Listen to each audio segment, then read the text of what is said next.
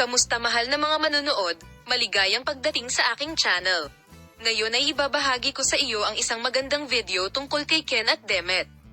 Ang lahat ng mga detalye ay nasa aking video bago lumipat sa aking video. Huwag kalimutang mag-subscribe sa aking channel, i-like at ibahagi ang aking video.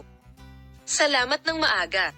Sa isang ipoipo ng pananabik at pag-asa, ang Turkish heartthrob na si Ken Yaman at ang minamahal na aktres na si Demet Özdemir ay dinala ang kanilang on-screen na pag-iibigan sa nakasisilaw na bagong taas at itinali ang buhol sa isang pagdiriwang ng pagmamahal at pangako na bumihag sa puso ng mga tagahanga sa buong mundo.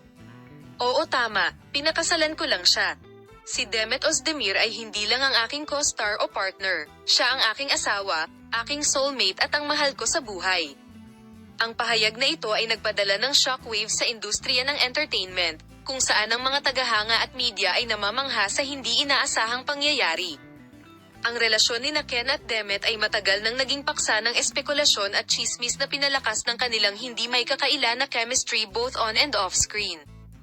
Ngunit ang kanilang desisyon na dalhin ang kanilang pag-ibig sa susunod na antas ay isang kas-iya-siyang sorpresa at kinukumpirma ang lalim ng kanilang koneksyon at ang katapatan ng kanilang damdamin para sa isa't isa. Ang aming paglalakbay na magkasama ay halos magical. Mula sa sandaling nagkita kami, alam kong may kakaiba sa pagitan namin, isang koneksyon na lumalampas sa mga hangganan ng fiksyon at katotohanan. Ang kwento ng pag-ibig na nagsimula sa set ng hit TV series na Early Bird ay naging isang magandang pag-iibigan na hindi inaasahan at nakuha ang imahinasyon ng mga tagahanga sa buong mundo.